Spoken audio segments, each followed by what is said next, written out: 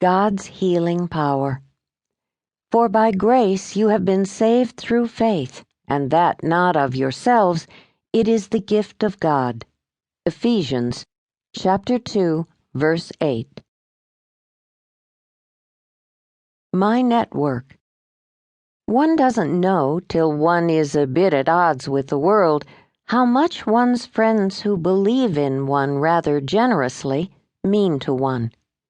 D.H. Lawrence. I have always known that building a strong connecting network was the secret to my career and business success, but I never knew it would help save my life. On a Thursday at 5 p.m., my doctor called. Sarah, the routine chest x-ray you had this morning revealed a tumor between your heart and lung. It's the size of an orange. You need to have a CAT scan ASAP. A fear I had tried to deny seized me. 12 years ago, my brother had died of Hodgkin's disease. 4 years later, my mother died of it, and on the day of her funeral, my sister was diagnosed with the same cancerous demon. All three had tumors in their chest, like me. My panicked mind raced as fast as my fingers on the phone pad. Knowing we'd need pre-approval, my husband Fred and I spent the entire next day, Friday, trying to convince my insurance company to approve this desperately needed test. They finally agreed at 4 o'clock, and we rushed to get it done that evening, only to be told that the radiologist couldn't read it for a day or so. We wouldn't know anything until Monday morning.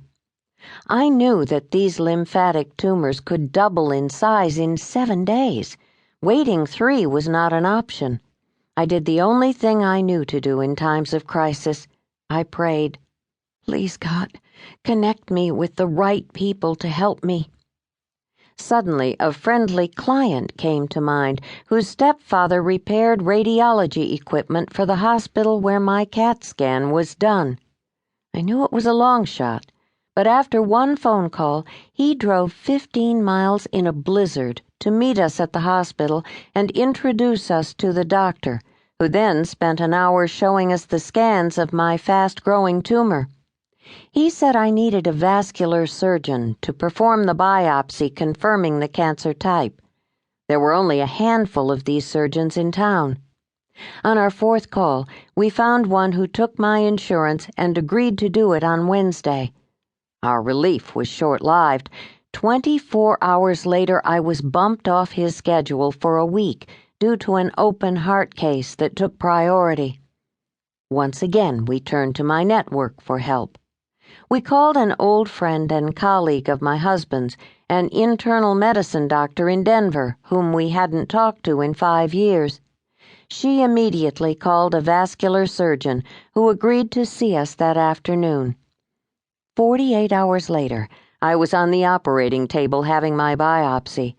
However, again, it was a Friday, no results until Monday afternoon. Yet again we turned to my network for help.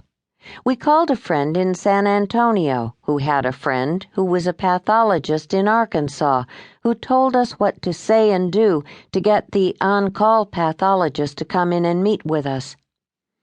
45 minutes later, on a snowy, cold Saturday morning, Fred and I were looking through a microscope with the pathologist showing us my tissue biopsy, confirming classic Hodgkin's lymphoma. When we met with my doctor on Monday morning, we told him what my cancer was. He hadn't even seen the report yet. After 3 surgical procedures, a nuclear PET scan, and several other diagnostic staging workups, 3 weeks after my diagnosis, my chemotherapy began. For 5 months, over 70 people in our network, including clients, co-workers, colleagues, friends, neighbors, and parents of my children's classmates, brought meals to our home during my chemo weeks.